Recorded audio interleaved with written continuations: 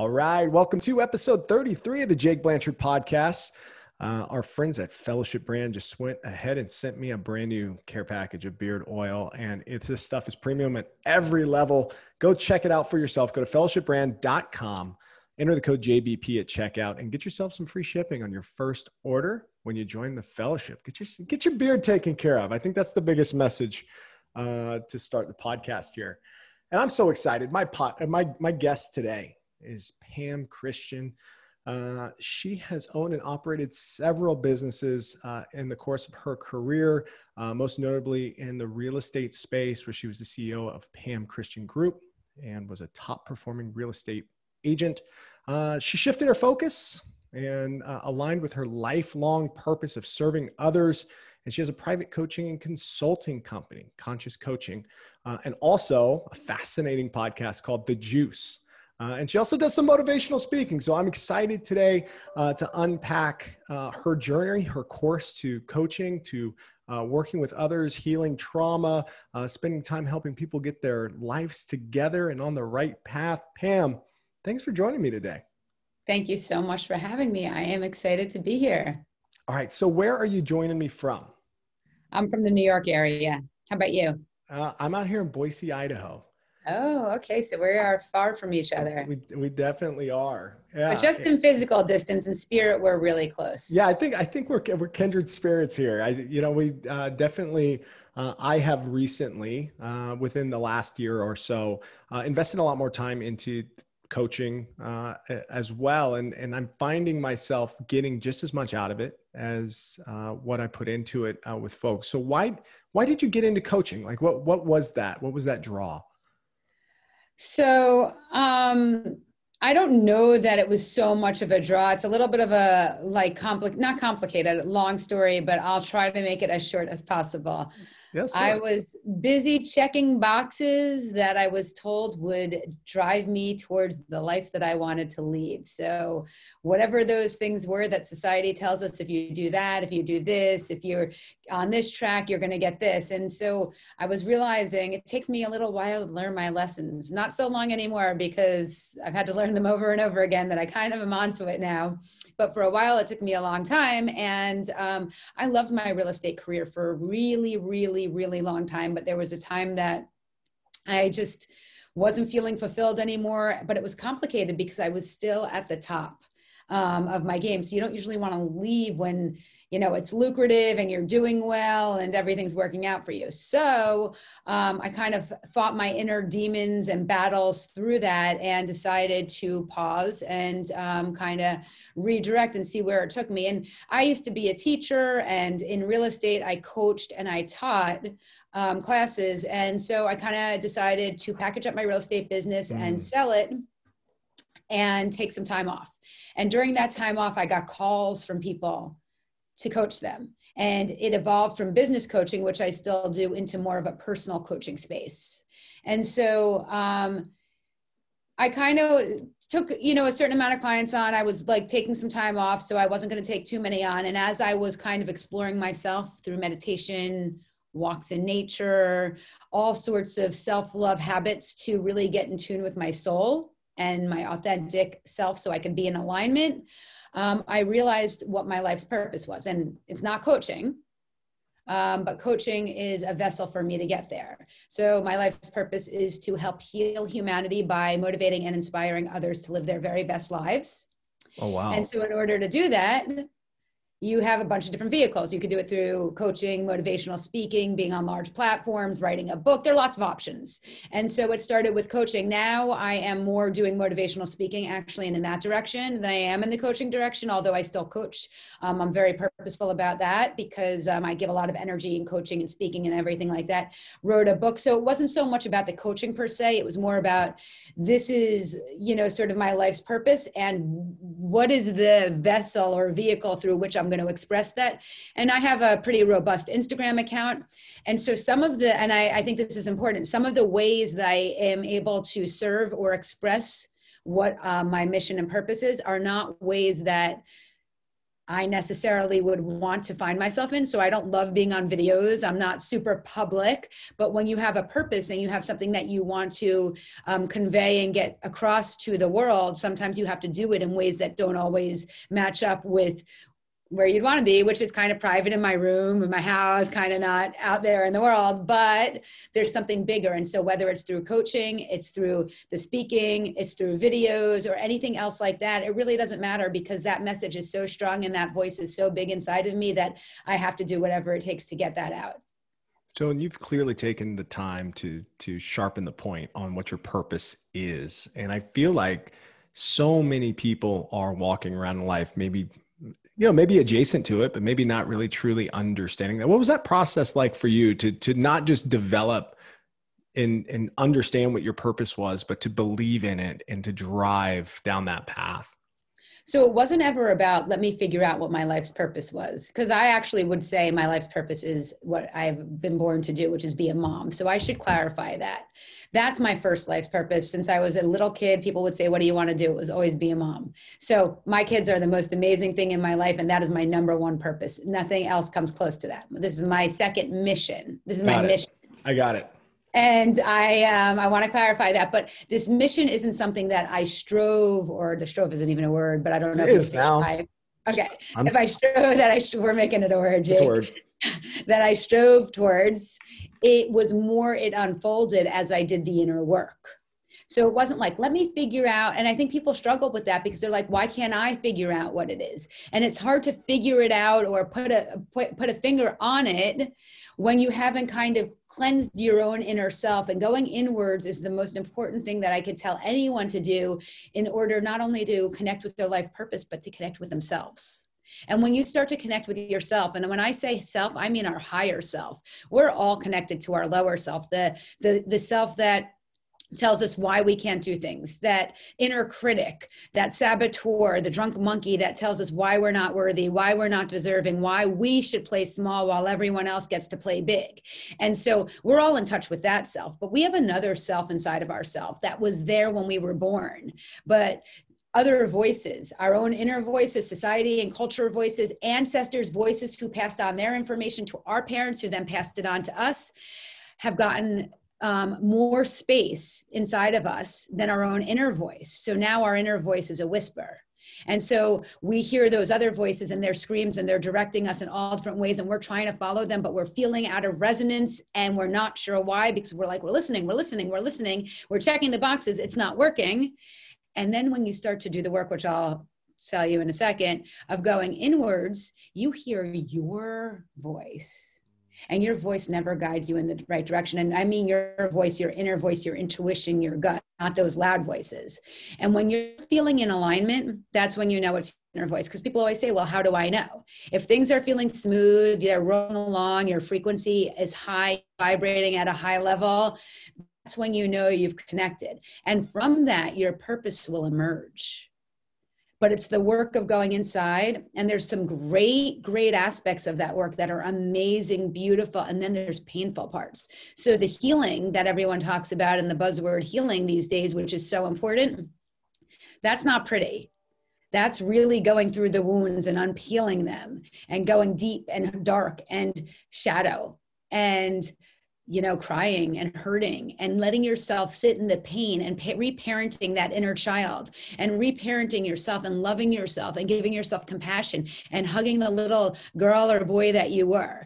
And then the beautiful, and that is beautiful too, but the fun work is the self-love and the self-care. So when we start to love ourselves and try different things, I call it a toolbox. I have a toolbox of self-love tools. And some days I want to wake up and diffuse essential oils. And other days I want to go and eat, I don't know, a burrito or a taco or whatever. And sometimes I want a green juice. But like leaning into that self-love and doing self-care, meditation, journaling, drinking water with lemon, drinking water, period, drinking water and hydrating yourselves. kind of going for a walk and connecting with nature and not saying, oh, it's raining, I can't go for a walk, or it's cold, I can't go for a walk. I love when people say it's cold. I live in the Northeast and it is cold. So bundle up, put on a hat, put on 2 pairs of pants. If I am wearing like yoga pants, I always put on like joggers on top of it, a jacket, whatever. Get yourself warm and go out. It's invigorating. What else is there? Affirmations. When my kids were younger, I used to go on their bathroom mirror after they went to bed and write affirmations. I am this, I am amazing, I am beautiful, I am love, I am confident, I am smart, I am everything I want to be, I am powerful. And they'd wake up and they were 3, 4, 5, 6, and they'd be brushing their teeth. And instead of seeing a magazine sitting next to them that says, be thin and you'll get your man, they saw, I am things. And it's the same thing as we absorb the stuff that the magazine and the media and our parents and everyone else puts in us. We can also absorb the good stuff if we put it in our energy field and it's in our vortex. But we don't take the time to do that, because even though we're walking around unhappy, confused, not sure about life, not sure what's going on, it's easier than transitioning over, because once you get to the other side, it's flow also, but a good flow. But there's work that has to be done to transition yourself over there. So yeah, absolutely. A couple threads I'd like to pull there. I think the first one that you just said, which is like, you really have to invite positivity into your life. It is so easy to get sucked into that messaging and not be a conscious observer that that's what it's there for. Right. So looking at that magazine as a kid, and like, it takes time to unravel those sorts of things, which is, I think, one, fascinating for me. And I think 2, you said the word reparenting. And maybe this is me being an experienced simpleton, but I have not come across that word very often. And maybe folks who are listening haven't either. I think I understand what it means, but I'd love for you to expand on that a little bit more. Okay. So before I do that, I just want to say something about the positivity. Like, people are always like, first of all, I've been through major trauma as a young kid. I also lost both of my parents a few years ago, both very unexpectedly. I'm also divorced. And I could tell you a lot of other things that I've been through that have not been pleasant. Positivity, happiness, paradise is not a destination. It's a mind state. It's a choice to switch our lens when we're not in that state of mind and bring ourselves back to that state of mind. It's not because, oh, I have that significant other, or I get to go to this concert, or I'm on this vacation. And that's how we usually come up with positivity, happiness, paradise, all those words. It's not about that. You can find it in any moment, at any day, anytime you want, if you ask yourself why you're choosing a different perspective and how to get yourself back to that perspective. So I just want to make that clear, because people are always like, oh, you never go through anything. Everything's so easy. Your life is this. And that couldn't be further from the truth. I've done a lot of work to get here, and I have to shift all the time, but it's about being aware and conscious of making those shifts so you can create the life you want. That's 1. 2, reparenting. My parents were amazing parents. I love them so much. I miss them every day, though I have an amazing relationship with them wherever they are right now. And so reparenting doesn't mean you have had to come from a toxic, dysfunctional, or anything like that kind of family. All of our parents try to do the best they can with the tools they have. Most of them are limited because they're coming with their baggage. And unless we change the patterns going forward, our kids are going to have that too. And I'm trying to change the patterns for my kids. But just because I came from parents who were super loving doesn't mean that they always hit the mark with parenting. So where they didn't, you kind of go inwards, and whether it's during meditations or quiet moments on your walk, or maybe even cooking a meal and you have some music on, but your mind is kind of thinking about stuff, or you're reflecting, or you're journaling, remembering those, moments that you weren't served or taken care of, or, it doesn't even have to be about your parents. Maybe someone made fun of you or bullied you or gave you a really hard time. And maybe that would have affected Jake in a way that he brushed it off, but me, it wounded me. And so now I go back to that moment or moments like that and remind myself that it wasn't my fault. Remind myself that that kid was mirroring what they were going through, or whatever the thing that happened to wound us was. Remember, or if our parents yelled at us, whatever it was, and reminding ourselves that we're worthy and we love ourselves, and giving us a hug and telling ourselves that we're beautiful, and all the things we would want to hear from our parents or anyone else who loved us, giving that to ourselves. That's reparenting. I love it. That's such a cool concept. I'm definitely stealing that turn of phrase, because it's what a powerful thing to be able to sit alongside yourself at the stage in which you were impacted, and have the perspective that you have now as an aware adult, in order to talk through that situation and to repair it to the best of your abilities. You talked about doing the work. What is doing the work? It's digging deep. It's painful.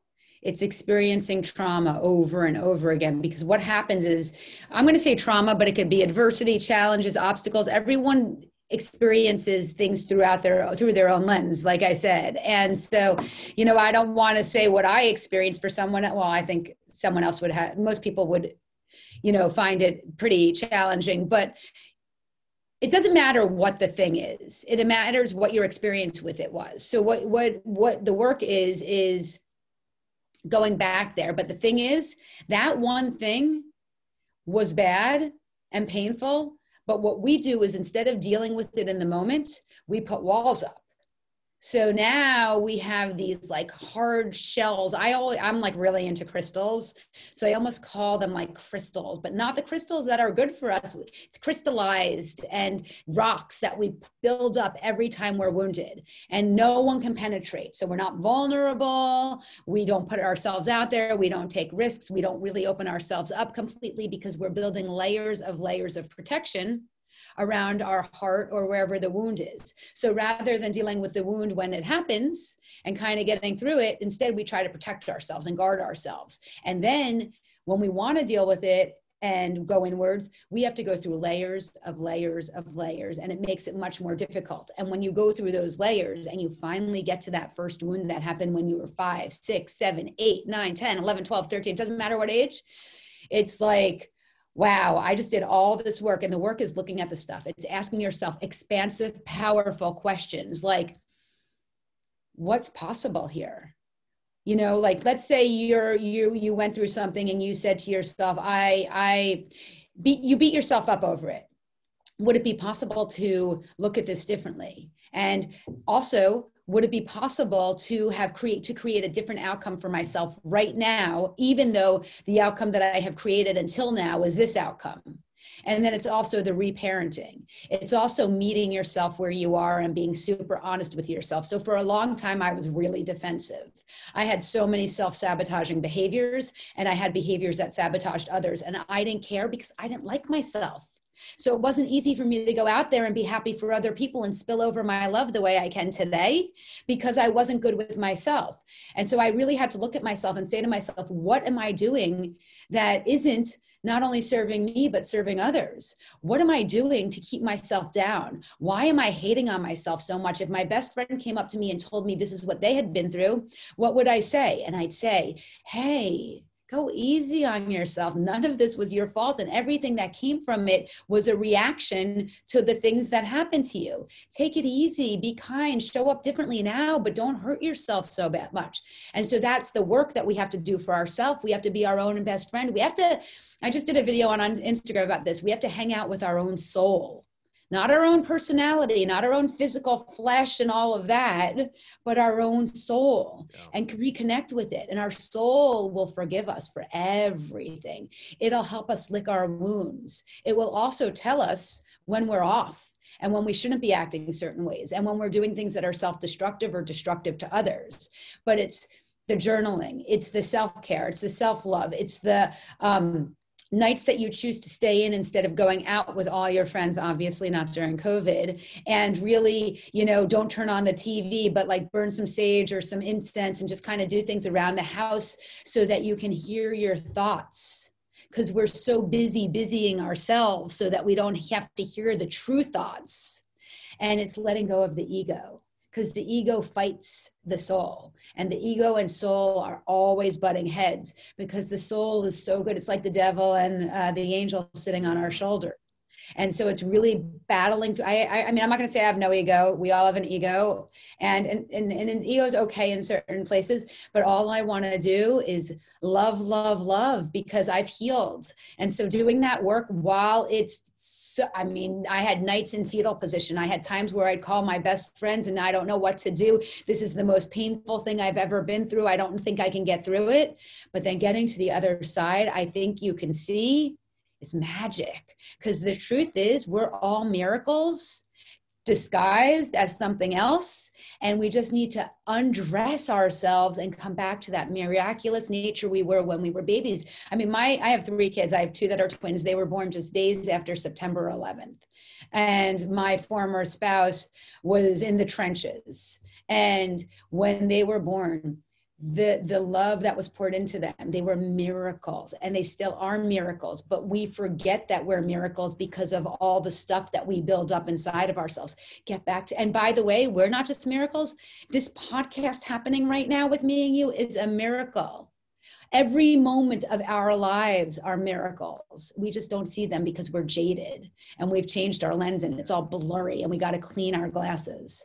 Well, and that's the viewpoint that you hold about yourself is so critical in this as well, as you're talking through it. A lot of times people box themselves into who they believe they are, and they realize that the only thing that's tethering them to that is themselves, right?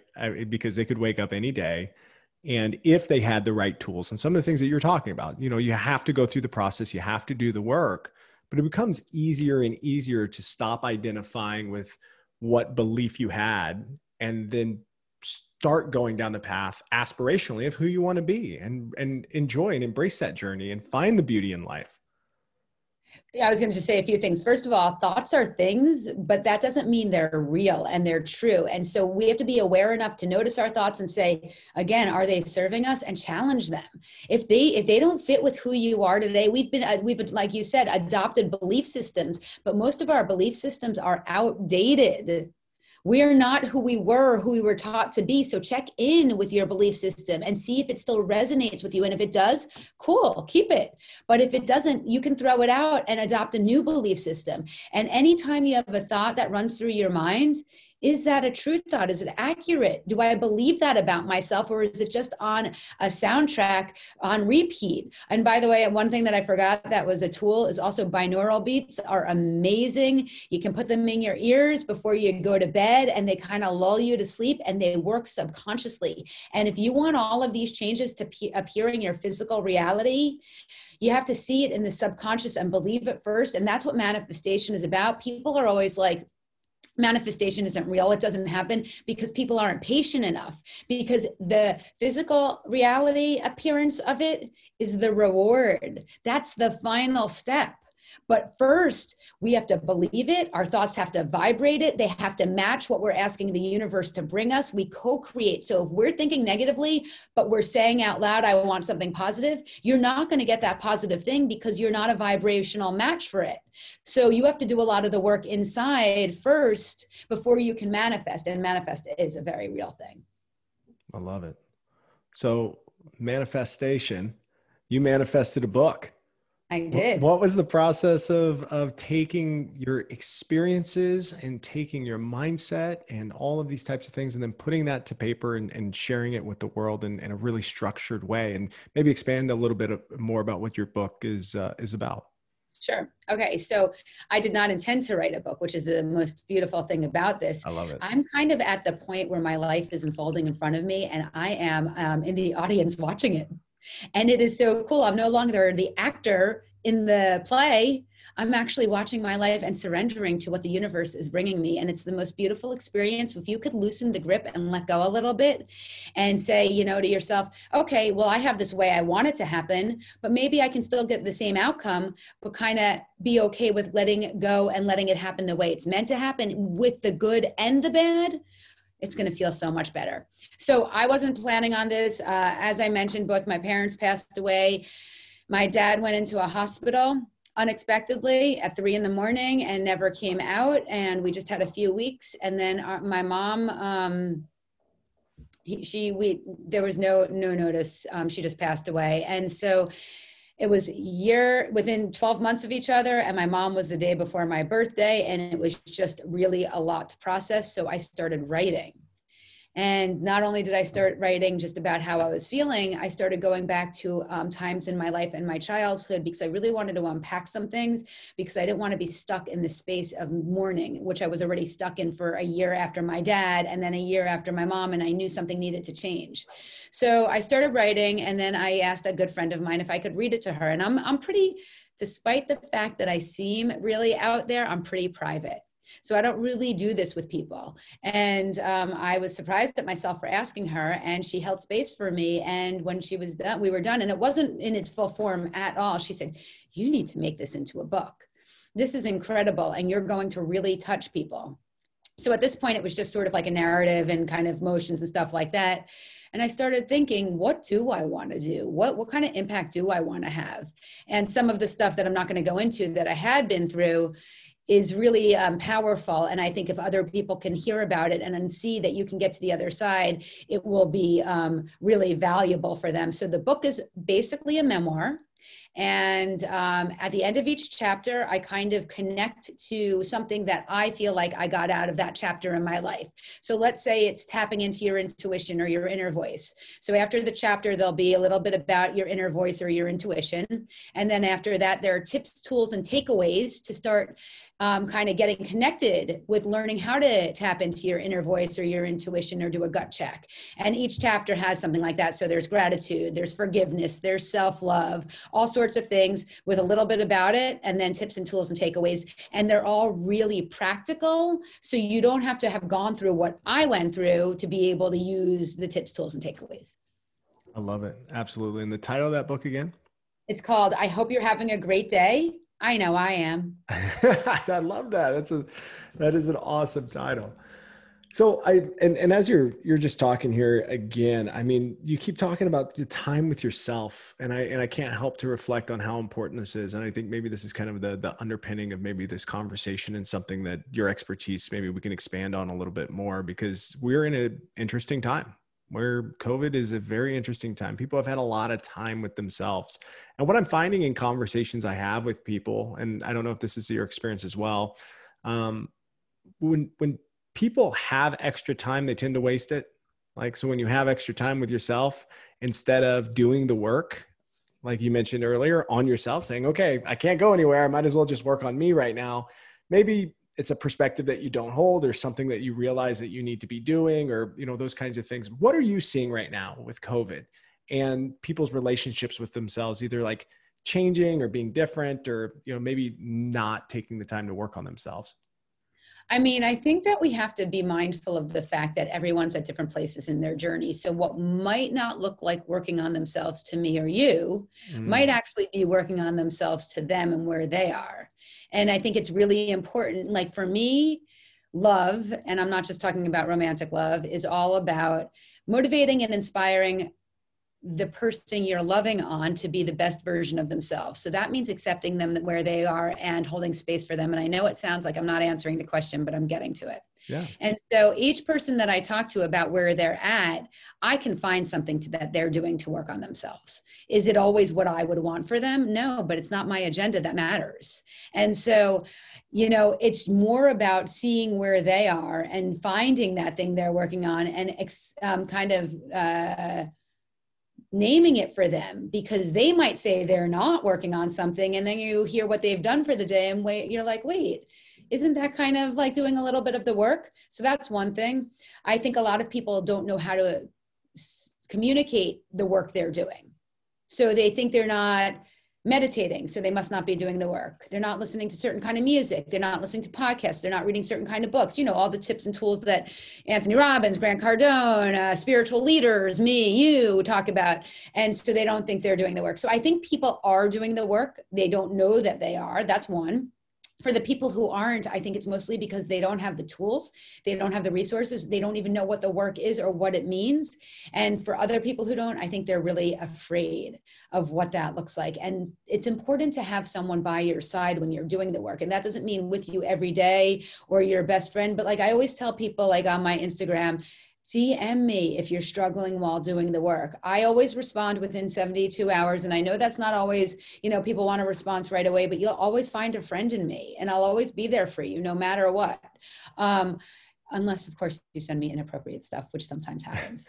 It's just wild how much of that happens on the internet.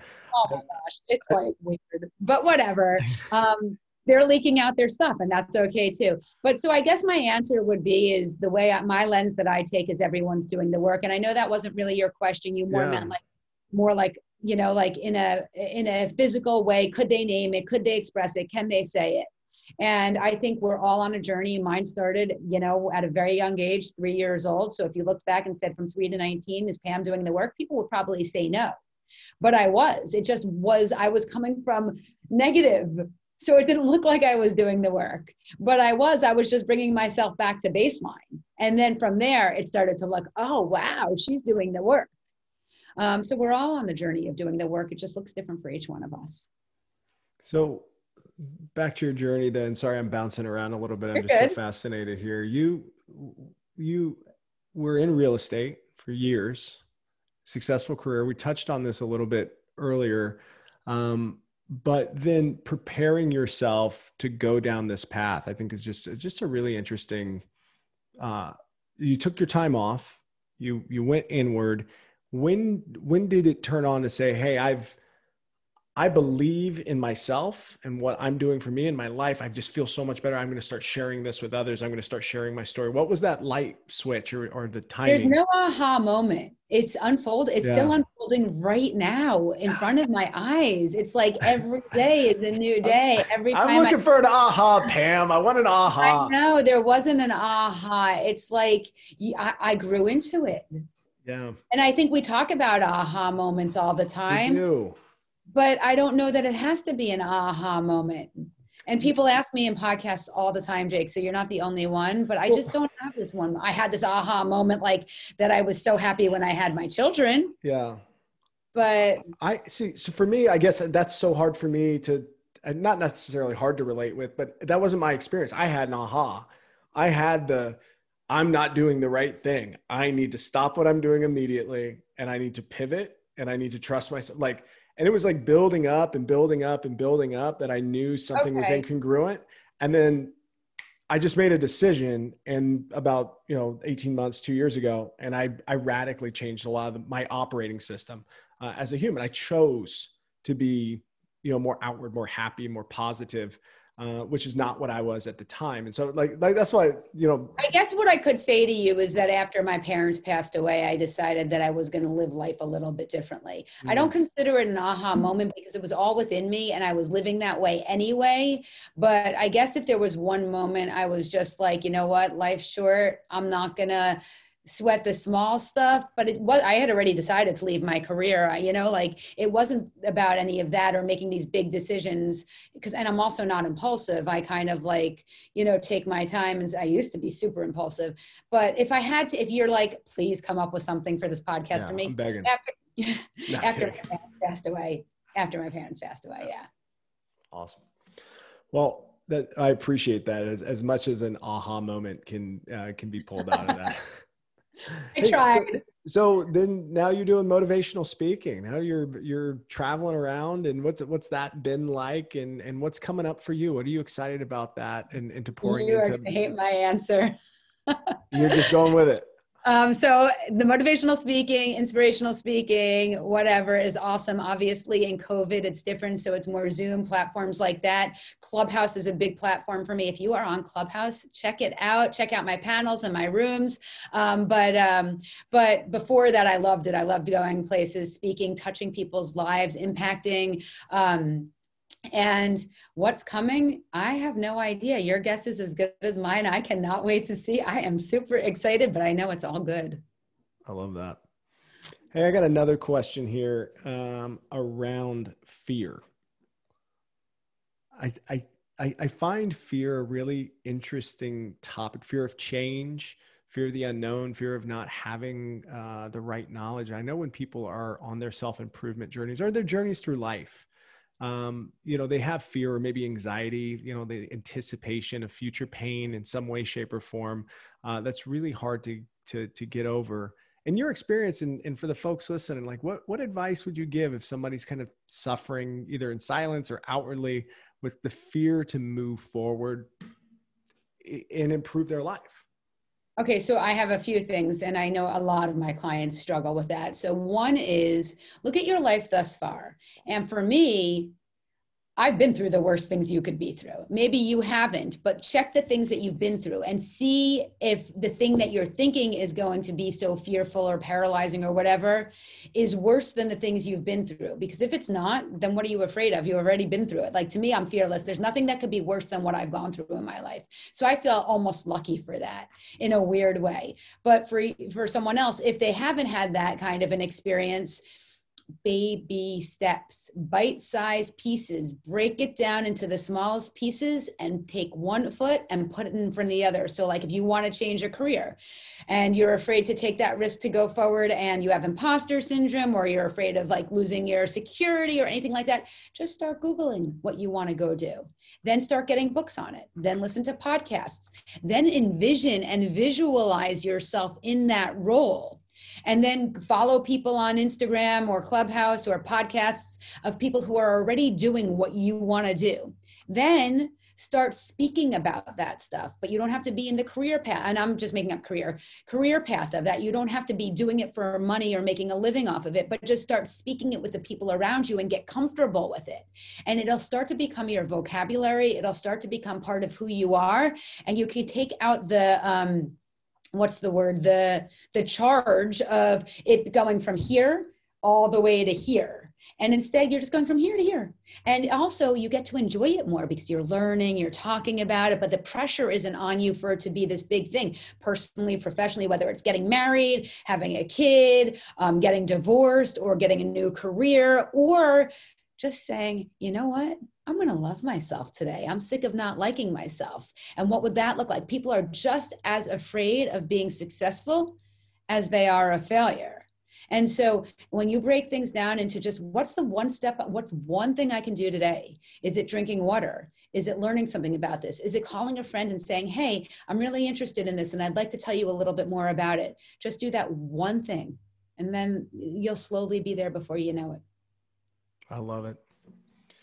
Pam, you are a wealth of knowledge. You got a lot of stuff. How do people go and find you online and learn a little bit more about you and what you've got going on platforms like Clubhouse, et cetera?